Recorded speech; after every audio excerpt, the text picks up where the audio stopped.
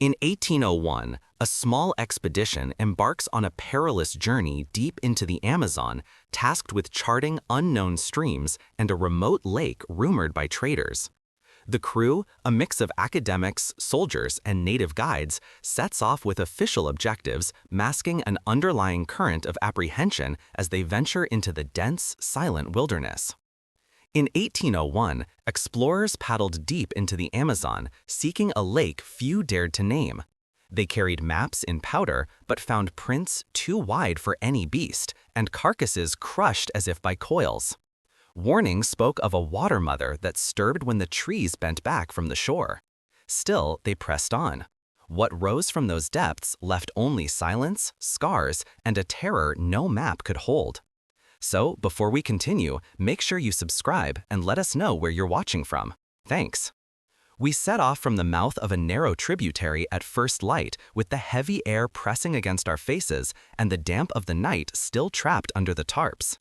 Our two canoes rode low from sacks of fina, salt pork, a chest of powder and shot, a small chest of glass vials, and the roll of charts that Captain Duarte guarded under oilcloth. I kept the journal and tended the samples.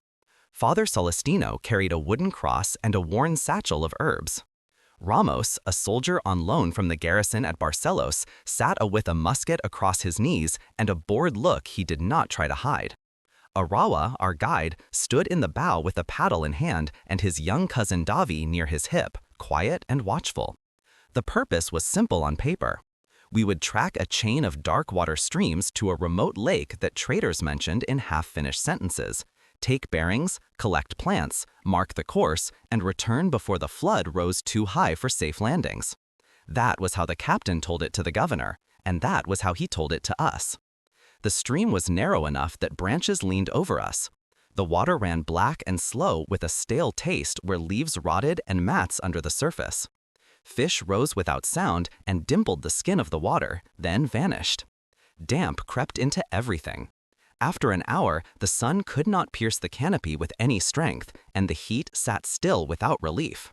We moved by the steady rhythm of paddles tapping the surface and lifting again. No speech for long stretches, only the slide of hulls in a soft knocking when a hidden route caught us. As the expedition progresses, the crew encounters increasingly disturbing signs. Unusual tracks, a mysteriously crushed animal carcass, and ominous warnings from local traders about a water mother guarding the remote lake. By midday, we came to a spit where the current turned, and a clay bank held the prints of something heavy that had pulled itself out and back again. The marks were wide and smooth with no claws, and the reeds were dragged flat. I thought of a river cow at first and then dismissed it. The distance between the sweeps was longer than any I had seen. Duarte peered at the mud and shrugged. "Everything grows well here," he said, "even the tails." He did not like delays. He checked the sun, then called us back to the canoes. We passed the carcass of a capybara near the next bend. It lay wedged in a tangle with its ribs showing through dark hide. There were no bite marks along the edges. The body looked crushed in the middle as if wrapped by bands. I took the length of it with my eye and said nothing. Ramos prodded it with the butt of his musket, and the whole mass shifted and slipped beneath the tangle. Dobby stepped back on the thwart without a word. I felt a sour taste in my mouth that came from more than the heat. In the afternoon, we met a pair of traders with a hollowed trunk boat hauled onto a sandbar. They had a small heap of gourds and baskets of dried fish, and their eyes moved between us and the bank without resting. They asked where we were going. Arawa told them the name of the creek and the lake beyond. They did not repeat the word. The older man spat and said the mouth of that lake was where the water mother slept and woke. He said the trees there leaned back from the shore. He held his hands apart and moved them in a slow circle, and I did not mistake his meaning. Duarte offered tobacco, thanked them, and pushed us off. When we were out of earshot, he told me to note in the journal that 2 men in a trunk boat attempted to frighten us for gain. I wrote only that we met them and exchanged tobacco. The journey continues with an unsettling shift in the environment. A strange, musky film appears on the water. The first night brings a mysterious bumping against the canoes, and fresh furrows in the sand hint at an unseen presence. Toward evening, a thin film spread across the surface where a side ream joined ours. It shone with a faint iridescent sheen that smelled of musk. The canoe glided through it and the film parted and closed again. Flies rose in bursts and settled. Father Celestino damped a cloth and tied it over his mouth and nose. He pressed the cross to his chest with one hand and kept the other steady on the gunwale. "The water holds what it must," he said. He had a habit of speaking to no one in particular when discomfort grew. Ramos called ahead and asked if the smell came from a plant. Arawa did not answer. He nudged the bow toward the middle where the black ran clearest. We camped on a raised patch where the ground held firmer than the mud around it. We cut palm for a lean tube, set the fire in a ring of stones, and hung hammocks from 3 trunks. The fire smoked for a long time and would not take a strong flame. Mosquitoes sank into any patch of skin not painted with rancid grease. The meal was hard red and salted meat softened in a pot. Davi ate without lifting his eyes. When the food was done, I cleaned the vials and repacked them, while the captain checked his charts again by firelight.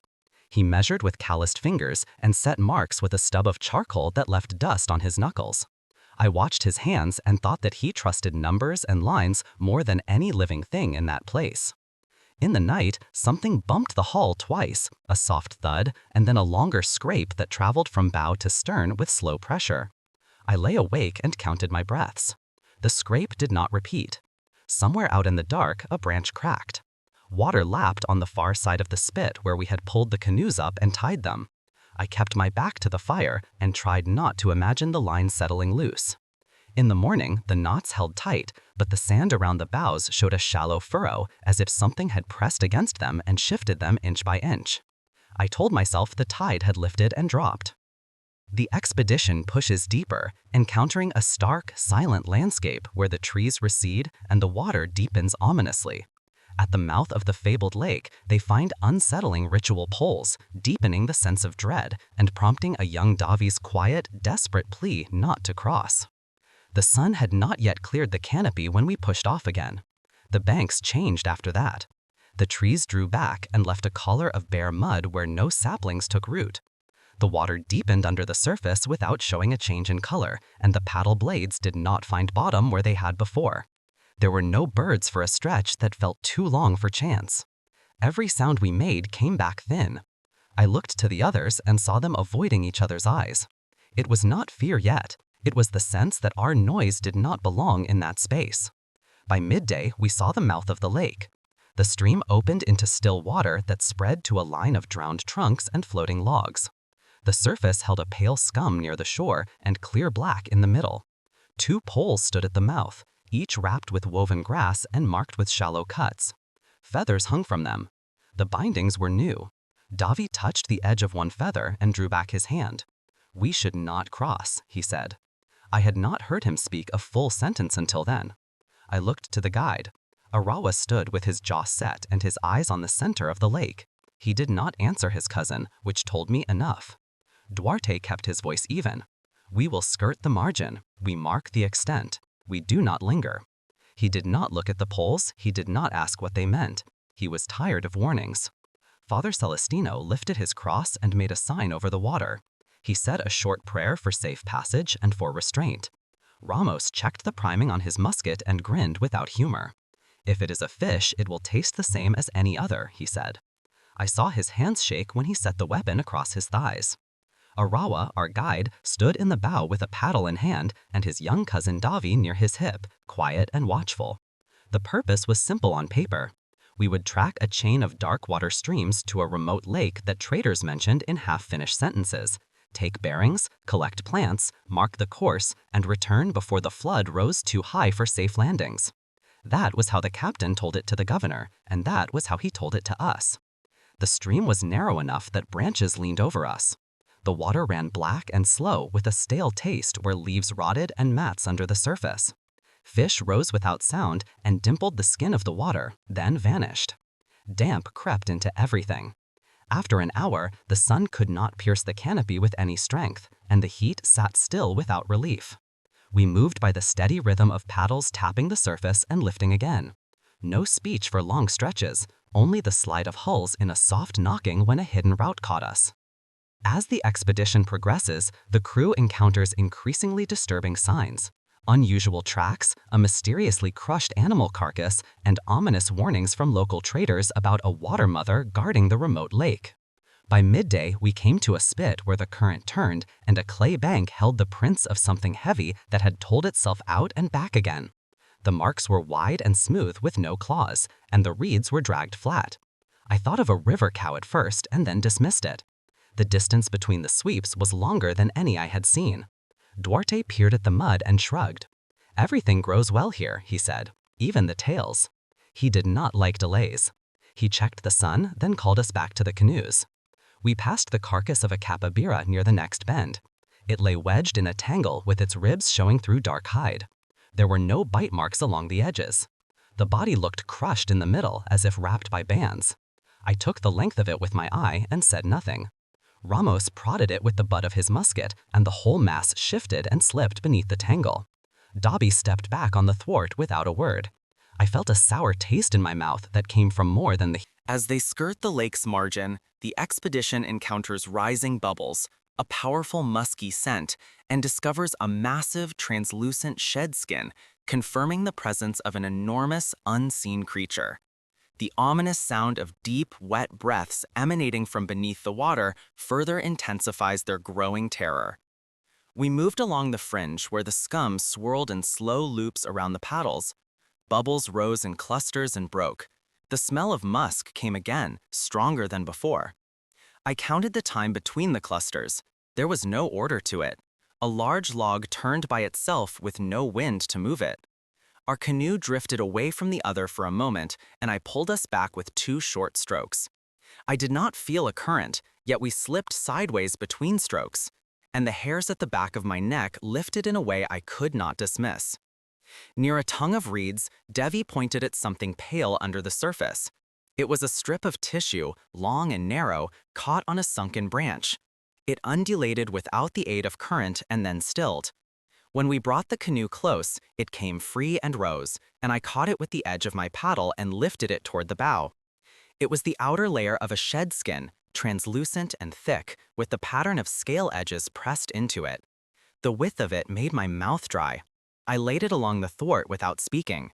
The captain looked at it and did not ask me to pack it. He told me to note the find later. He did not meet my eyes. We heard a sound then that was not like the crack of branches or the push of a fish. It was the slow expulsion of air through a wet passage, and then silence, and then the sound again, farther off. It came from under the surface, not above it. We froze without instruction.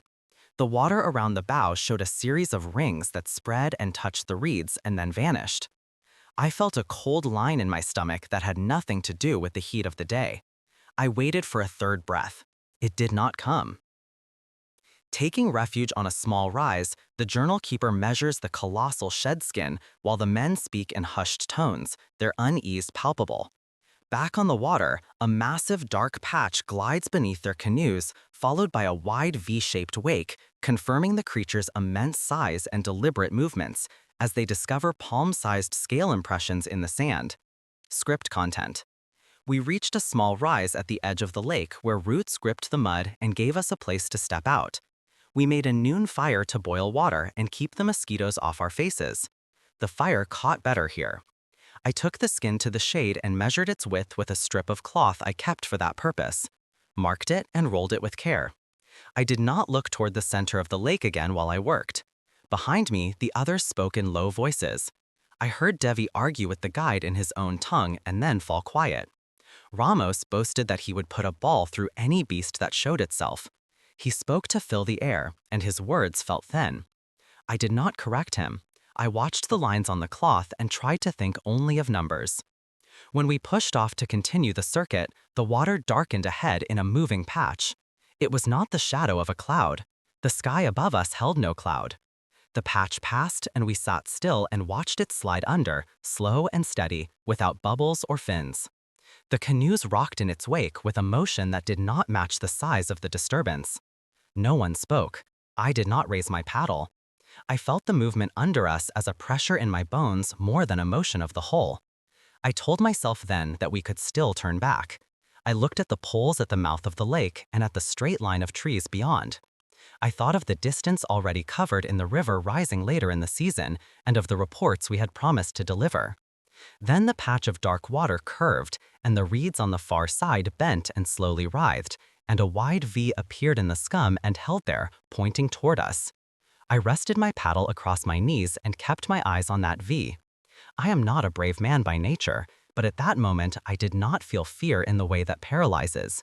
I felt a thread pulled tight inside me that said we had stepped into a place where the rules of the larger river did not hold, and that everything we did from that point forward would carry weight. Ramos raised his musket and kept it leveled at the center of the V. Duarte did not tell him to lower it. The patch of dark water held steady. The air around us felt stale. Sweat ran into my eyes and stung. I wiped it away with the back of my wrist and did not look down. I heard a faint rasp from under the hull. Not wood on wood, not stone on wood, but the slow rub of something hard that flexed. The canoe leaned a fraction and settled.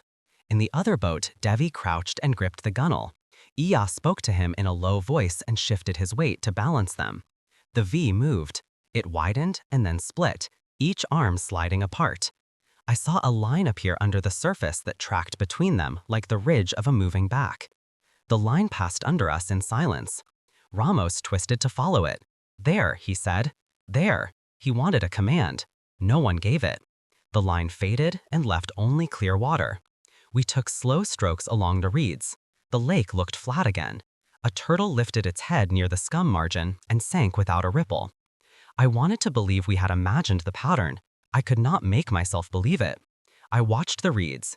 Every few breaths, a narrow channel opened inside the mass and closed again. It made no sound. At the mouth of a small inlet, we found a shelf of pale sand with marks on it. The marks were from a heavy body that had rolled once and then slid back into the water. The print of that roll had pressed palm-sized scales into the sand, each edge sharp. I stepped out and sank to my ankles. The heat of the sand surprised me after hours on the black water. I crouched and laid my hand against one scale mark. My fingers did not reach across it. Ramos came up beside me and planted the butt of his musket in the sand. He looked at the marks and swallowed. "I will load again," he said. Though his gun was already primed, he needed to say something. Duarte did not step onto the sand. He stood in the canoe and checked the line of the shore. He spoke without looking at the marks. We continue along the arc and return by the far bank. Short stops only. No waiting, no waste of powder.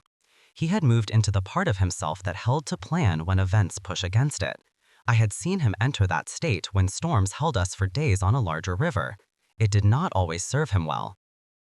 The expedition's cautious return is shattered by the creature's first violent strike, a massive body slamming into a canoe, throwing Devi into the reeds. As they frantically bail and patch the damaged vessel, the boys' shock and silence underscore the terrifying reality of their situation. We edged back into the lake. The sun slid toward the canopy. The light took on a dull cast that made distances hard to judge. In the stern, Father Celestino counted under his breath and touched his cross to the gunwale with each 10th count. He had a small habit for each kind of unease. I had not seen this one before. When he saw me notice, he nodded once and stopped the counting, but he did not let go of the cross. The first strike came without warning. The water bulged near the other canoe, and a length of dark body rut us and slammed down across their bow. The impact drove the forward half under and threw spray into the air. Devi cried out once and vanished between the arms of the reeds. Rapua held to the gunwale with one hand and swung his paddle with the other. The blade hit flesh with a flat crack. The length across the bow flexed and slid off, leaving deep gouges in the wood. The boat rocked hard and took in water.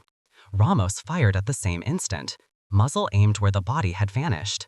The shot struck and the water foamed, but the bullet's path died in the black. The smell of powder mixed with the musk. My ears rang. "Devi," I called before I could stop myself. The reeds moved in two places, slow and deliberate. Iya did not look at us. He plunged his arm into the reeds and dragged his cousin up by the shoulder straps. The boy coughed and clung to the thwart. Blood ran from a cut on his cheek. He stared at the water and said nothing. His face had the look of someone who had come up from a depth too fast. I counted his breaths without knowing why. They steadied after a while. We bailed with gourds. The other canoe shed water in a slow trickle from the split seams. Duarte pointed us towards a hummock no larger than a room ringed with roots and drift. There, he said, we patch. No one argued. We moved with short, even strokes, keeping the paddles out of the deep sweep that had passed. The whole lake seemed to wait. On the hummock, we lifted the damaged bow into the fork of a root and packed fibers into the gouges. I melted resin with a flame and spread it with the back of a spoon. The resin set in thick bands that held the fibers in place. My hands shook and I breathed out through my nose to study them. Ramos stood with his musket half-cocked and watched the water. His jaw worked. Apua leaned over Devi and checked his arms and legs for breaks. The boy pushed his hand away and sat up. He still had not spoken. Father Celestino soaked a cloth and wiped the blood from the cut. "You are alive," he said. "You remain so by staying close." He did not offer more than that. The expedition's cautious return is shattered by the creature's first violent strike, a massive body slamming into a canoe, throwing Devi into the reeds. As they frantically bail and patch the damaged vessel, the boys' shock and silence underscore the terrifying reality of their situation. We edged back into the lake. The sun slid toward the canopy. The light took on a dull cast that made distances hard to judge. In the stern, Father Celestino counted under his breath and touched his cross to the gunwale with each 10th count. He had a small habit for each kind of unease. I had not seen this one before. When he saw me notice, he nodded once and stopped the counting, but he did not let go of the cross. The first strike came without warning. The water bulged near the other canoe, and a length of dark body rose and slammed down across their bow. The impact drove the forward half under and threw spray into the air. Devi cried out once and vanished between the arms of the reeds. Rapua held to the gunwale with one hand and swung his paddle with the other. The blade hit flesh with a flat crack. Surrounded by the creature's deliberate circling, the crew faces a harrowing night on a small hummock, the distant breaths echoing across the water. The miraculous return of their empty canoe at dawn hardens Duarte's resolve. They will make a full repair and attempt a desperate final crossing.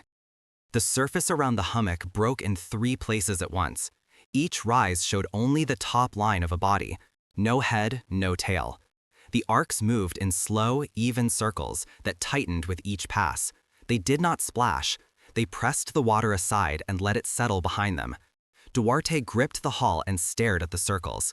He did not call a course. I felt a heat in my chest that had nothing to do with the air.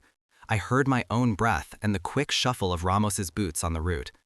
"Back in," I said, and surprised myself by speaking first. "We cannot wait for full dark." Duarte blinked as if he had forgotten I was there. He nodded once. "Go," he said. "We keep close, no gaps." The resin had set enough to hold. We pushed the canoe down, slid it into the water, and loaded fast. Davy took the middle without protest. I gave him my gourd. He held it and did not use it. We aimed for the far bank where the drowned trunks rose out of the water. The circles followed. I counted 3, then a 4th that held back and then closed the gap. The strokes needed to be steady to keep the bows aligned, but my muscles wanted quick bursts. I kept the rhythm anyway. The first trunk we passed held the hacked remains of a small altar. Twigs bound with new grass hung from it. A clay dish balanced in a split near the top. It held a paste that had dried and cracked. The smell was sharp and clean, unlike the musk. It cut through the taste in my mouth. Father crossed himself and reached toward the dish. Irawa slapped his hand away. "Do not touch," he said, "not yours." His voice had no weight of anger. It was flat, as if every extra word caused breath he could not spare. The water deepened under the trunks. The hull scraped something that was not wood. The canoe lifted and settled as if nudged from below. Duarte raised his paddle as if to strike and then lowered it. "Hold line," he said. "Do not strike unless it rises." He wanted to save energy for a clear shot. It was sound advice. It did not comfort me. A broad head broke the surface 2 canoe lengths ahead. It did not rise high. It showed the top line of the skull and the line of the eyes, which were set wide. The skin was dark and thick with old scars that ran in straight channels. The head moved from side to side with no hurry. The mouth did not open. A low breath came out through the nostrils and spread across the water in a thin cloud that smelled of rotted leaves and fish oil. Ramos fired. The ball struck the head above the right eye and flattened without breaking the skin. The animal slid under. The ripples reached us and tapped the hulls like a hand. I felt a cold heaviness in my gut and thought of the capybara with the crushed ribs. We paddled harder. The circles tightened. A body rose under our stern and lifted us half a hand out of the water. The hull slithered over it and dropped. The shock ran through my teeth. Davy grabbed the gunwale and held it as if the wood could deliver him from the lake. He was not praying. He had moved past speech. The sun hit the top of the canopy and threw bars of light across the open water. In that light, I saw a shape move that I had not seen before. It was not one body, it was two, moving in line. The second following the path of the first with a slight lag. The lengths were equal. The second held back when the first rose, when the first slid under our bow. The second cut behind our stern. The pattern repeated. They were working to divide us without touching the hulls. I did not know if that was habit or intent. I only knew it kept our paddles off balance and pushed us toward the deeper middle. Sure, I said, pick a point and do not vary. Duarte fixed his eyes on a gap between trunks where a wedge of mud broke the line of the bank. There, he said, and for once his choice matched mine. We drove hard, my shoulders burned. I heard the scrape against the other canoe again, and then a sharp crack as a thart broke. The bow dipped and the water came in fast. I swung us around and put our stern against their beam. Ramos tossed his musket into our boat and climbed across without waiting for permission. The lighter hull rose. The damaged canoe settled to the gunwales. The guide and the boy stayed with it. They did not try to climb across. Rapua shoved the empty canoe toward the closest trunk to wedge it there. It stuck for a breath and then slid free and drifted. He did not watch it go. He put both hands on our gunwale and pushed to keep our bows aligned. He had decided to keep formation or die keeping it. The head rose again off our port bow. Closer. This time I saw the lid of the left eye close and open. The skin there looked milky. The animal had old damage in that eye. I raised my paddle and brought it down on the line where head met body. The blow did nothing. The head turned toward me and paused. In that pause, I felt every part of my body prepare for the strike that did not come.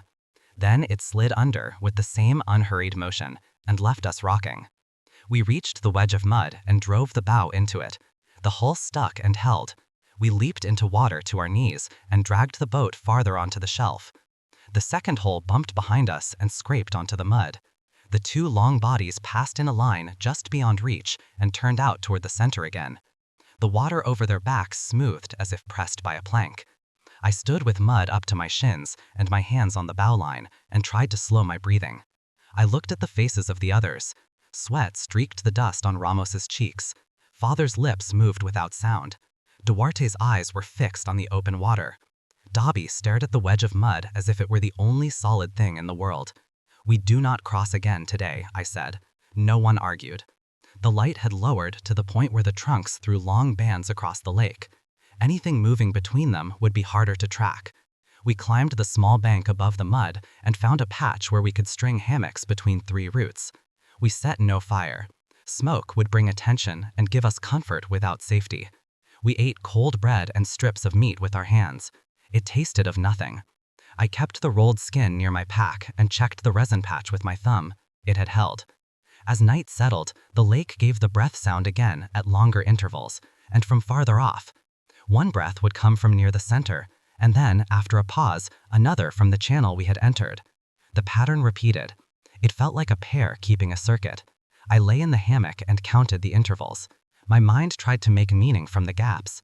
I stopped counting and listened to the small sounds of the others shifting and whispering. I did not sleep for a long time. When I slept, it was thin. Close to dawn, a new sound came. It was a dull knock against wood, repeated at measured gaps. I slid from the hammock and moved to the edge of the mud. In the dim light, I saw our empty canoe bump against a trunk and drift, and then bump again. It had come back from wherever the water had carried it. It turned slowly until the gouged bow faced us. The resin patch looked pale against the dark wood. The boat rocked once more and came to rest against the mud at my feet. I could not decide if the return was chance or a gift. I only knew it was here. I pulled it up with both hands and felt the weight of wet wood and silt. Behind me, I heard Duarte drop from his hammock. He came to the edge and looked without speaking. "We repair fully," he said. "We plan a crossing in daylight. We make an end of this, or we do not leave." He had given up the circuit and moved to a different kind of resolve. I did not call it courage, and I did not call it despair. It was a single line he had set for himself when other lines failed. I wrapped the bow line twice around a root and tied it off. Then I turned to the others and began to divide the tasks for the morning. With their patched canoe and Duarte's stern command, the expedition sets out for a desperate final crossing of the lake.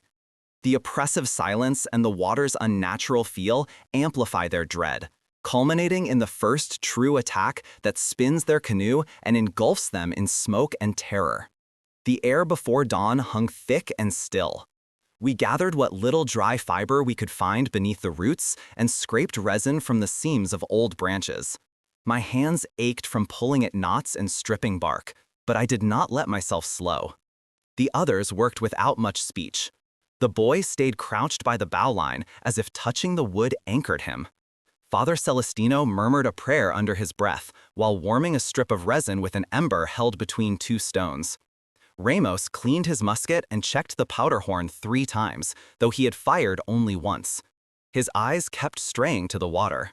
Duarte drew in the mud with a stick, marking paths from our spit back to the tributary. He did not look at the lines after he scratched them. He only set them down as if the act itself steadied him. By the time the sun reached the top of the canopy, the patched canoe held shape again. The resin bands glistened where the morning heat had softened them and then set. We tested the hull in shallow water, rocking it from side to side. It groaned but did not open. The sound carried farther than I liked. Every ripple seemed loud against the still lake. I glanced at the reeds, half expecting them to part. Nothing moved. We ate a thin meal of fina mixed with water. No one wanted meat. Afterward, Duarte gathered us near the bow. His face looked drawn, the lines deeper than the day before. He spoke plainly. "We cannot circle the lake. We cannot wait on this spit until the water rises. We cross the open and follow the far channel. Once we reach running water, the current will carry us. We stay close. No separation, no shots unless the body rises against the hull. If we are divided, we do not return for each other. Understand?" He looked at each of us in turn. No one argued. Even Ramos, who had always spoken against caution, nodded without word. We shoved the canoes into the water and climbed in. The surface felt wrong from the first stroke. The paddles cut with no sound, as if the black swallowed the movement. Our reflections blurred and bent under us. The air smelled of musk again. Our apua sat in the bow of his canoe with his eyes fixed ahead. His cousin crouched close behind. The boy still had not spoken since being pulled from the reeds. His silence pressed harder on me than any sound. We aimed for a gap between 2 tall trunks where the channel should run. The distance was greater than it had seemed from shore. Halfway across, the water rose in a swell beneath us. Both canoes lifted, drifted apart, and settled. I gripped the gunwale until my knuckles widened. No strike came, only the swell and the silence that followed. Duarte hissed for us to keep line. We brought the hulls together again. Then the first true attack came. A long-shaped shot from the black and struck the stern of our boat. The blow threw me forward onto my knees. The hulls spun half around. Water poured over the edge. Ramos fired blind into the surface. The smoke rolled low and clung to the water. Iapua swung his paddle against the shape as it withdrew. The blade struck hard and split. He tossed the broken half aside and took the spare. The serpent's body rose once more, higher this time, showing the curve of its back. The skin glistened with a film of scum. Deep scars crossed it in lines. The head did not show. It slid back under with the same smooth power. We bailed fast. My hands burned from scooping water with the gourd. Dovey pulled too, his silence broken only by quick breaths. The canoe steadied, though the stern sat lower than before. My chest pounded. I tasted salt from sweat and powder. I looked to Duarte. His jaw was locked tight, his eyes fixed on the gap ahead. He did not waver. That steadiness was the only reason I kept my strokes even. The creature's attacks escalate, pushing the expedition to the brink. Its massive body rolls across a canoe, nearly capsizing it, and Davi's cries are swallowed by the lake. Finally, the serpent's ancient, scarred head rises between the boats, its lidless eyes fixing on them, emanating a chilling, vibrating breath that seems to momentarily paralyze them all. Another rise came, this time on the flank of the other canoe. The serpent pushed up and rolled its length across their side. The hull tipped dangerously. Braced with both legs and shoved with his paddle against the broad back. For an instant, I saw the full width of it stretched across their boat, thicker than any trunk. Scales catching the light. Then it slid away. The canoe rocked back upright, half filled with water. Davi cried out and struck the surface with his palm as if to drive it back. His voice cracked but did not carry far. The sound seemed swallowed by the lake. We paddled harder, aiming for the trunks. Every stroke felt slower than the last. The water dragged us as if holding us in place. My arms shook. Ramos swore under his breath, repeating the same word again and again until it became nothing more than sound. Father Celestino began his count again, this time aloud, marking every 10th breath with a press of the cross. His voice held steady despite the tremor in his hands. The serpent's head rose at last. It broke the surface directly between the two canoes, close enough that drops struck my face. The eyes were black and lidless, the scar over one milky and pale. The nostrils opened wide, and the breath that came out stank of rot and fish oil. The mouth opened a fraction, showing rows of thick, backward-curved teeth. The sound that came was not a hiss. It was a low rush of air, steady and heavy, that seemed to vibrate the water itself. I froze. My hands still clutched the paddle, but did not move. The eye fixed on me and held. I felt as though my chest might stop. Then Duarte shouted, "Stroke!" The command snapped me loose. We drove our paddles into the water. The serpent did not strike again. It slid back, leaving a trail of bubbles that widened and vanished. The gap between the trunks drew closer. The water grew shallower beneath us. The paddle tips scraped silt. My arms ached with every pull, but we pushed on. Behind us, the surface bulged once more, but the body did not break again. We reached the channel and the current at last took hold, pulling us forward with a speed we could not match by strength alone. We drifted fast between the trunks, the black water narrowing and swirling. The sound of the lake faded behind us. I turned and saw only the still surface and the pale scum spread wide. Nobody followed. No breath sounded. Only the trees leaning close and the current dragging us away. I let out a breath I had not known I held. We did not speak until the channel bent and the lake was lost behind the curve. Only then did Duarte lower his paddle and sag forward. His voice came low. "It is done. We leave it there." No one answered. I looked at the boy. His eyes were wide and unblinking, fixed on the water ahead. He had not found his voice again. I feared he never would. We did not camp that night. We rode the current until our arms failed, then tied the canoes together and drifted under the stars. None of us slept. Every ripple felt like a warning. Every shadow looked like a coil. The river carried us whether we willed it or not. And in my mind, even as the sounds of the lake faded, I could still hear the slow, steady breath that rose from the black water, marking the measure of something too large for us to face. After a night of uneasy drifting, Davi's chilling declaration, "It followed," proves tragically true as the serpent reappears, blocking the river. In a final, desperate confrontation, the beast lunges, destroying one canoe and forcing a chaotic fight for survival, leaving the crew battered but escaping its immediate grasp. The current carried us until our arms stiffened. At dawn, we made shore at a bank of clay that sloped into the water. We pulled the canoes halfway up and sat in silence, too tired to build shelter or fire. The air was cooler and mist clung to the branches above us. I closed my eyes for a moment but did not sleep. Behind my eyelids, I still saw the wide head rising from the black lake. Davi broke the silence first. His voice was low, and it followed us. We looked to him. His face was drawn, eyes dark from lack of sleep. Arapua gripped his cousin's shoulder and spoke in their tongue, urging him to quiet.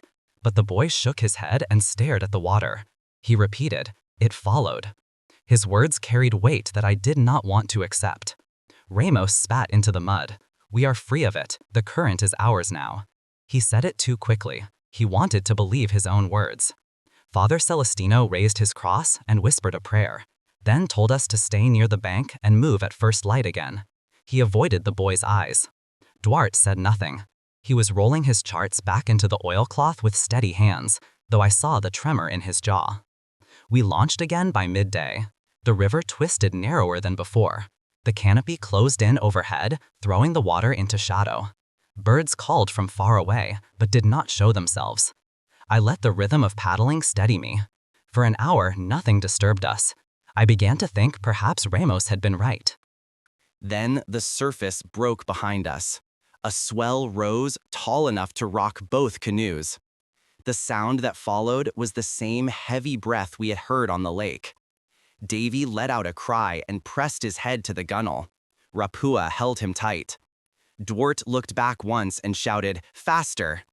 We drove our paddles into the water, but the current was against us now, twisting in eddies. The serpent rose in the bend.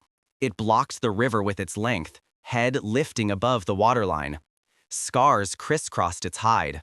One eye was clouded, the other fixed sharp on us. Its body spanned the channel, cutting off any forward path. The current dragged us toward it. My chest turned cold. Ramos raised his musket again. This time, Duarte did not stop him. The shot rang, echoing between the trunks. The ball struck near the mouth. The serpent jerked, but no blood showed. It let out a low, thunderous exhale that shook the air. Then it surged forward, driving a wave toward us. The canoes slammed against the banks. Water poured in. We scrambled. Arepa dragged Davy onto the bank. Ramos reloaded with frantic hands.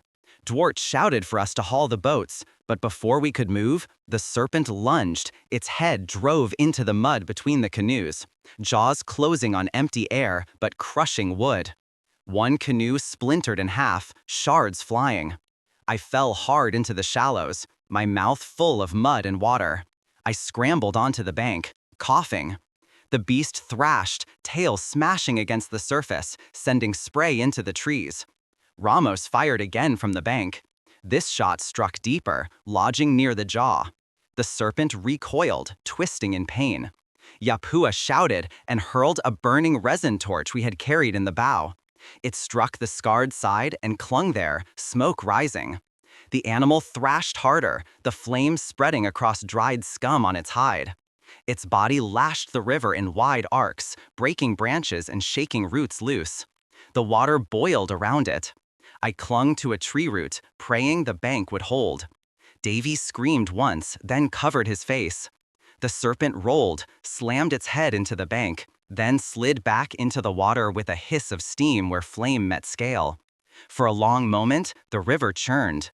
Then the body slipped beneath the surface. Bubbles rose and spread, then stilled. The torch sputtered and went out on the bank. The water ran black again. In the aftermath of the devastating attack, the surviving crew, scarred and depleted, continues their desperate retreat. Though physically safe, they carry the indelible marks of their encounter. Davy's permanent silence, Ramos's loaded musket, Duarte's broken spirit, and the journal keeper's haunting memory of the ancient breath, a sound that forever binds them to the terrifying guardian of the black water. Script content. We stood in silence, soaked and shaking. One canoe was gone, shattered to splinters. The other lay cracked but afloat. Duarte's face was pale. He wiped mud from his eyes and whispered, "We move." Now, his voice shook for the first time since we left Barcelos. We loaded what we could into the cracked hull. Half our supplies were lost, but no one cared. We paddled with desperate strokes, every eye fixed on the surface behind us. For hours, nothing followed. The river widened and the canopy thinned. By nightfall, we reached a sandbank where the current ran fast and shallow. We pulled the canoe up, collapsed in the sand, and let the river's roar drown every thought. In the morning, the water was clear. Birds called again. Fish broke the surface. It looked as though the world had closed the wound of the night before. Only the gouges in our canoe and the smoke-scorched torch remained as proof. We did not speak of turning back to the lake. Duarte marked the maps with quick strokes and shut them tight. Father Celestino said the beast was bound to that water, that it had followed only to drive us away. Irapua listened, but did not agree. He watched the river with eyes that saw farther than mine. Davy never spoke again. His silence remained until the end of the journey, a shadow heavier than any scar. Ramos carried his musket always loaded after that day. Duarte reached Barcelos months later with half the samples he wanted. His chart smudged with damp and mud, but he did not leave the river ever again. As for me, I wrote what I saw, though I know no governor or scholar would take it whole. Yet I remember the sound most of all, the steady breath rising from the black water, the measure of something ancient that did not belong to our world but made its home in it. And I know, if ever I hear that sound again, no map, no order, no promise would keep me on the water again.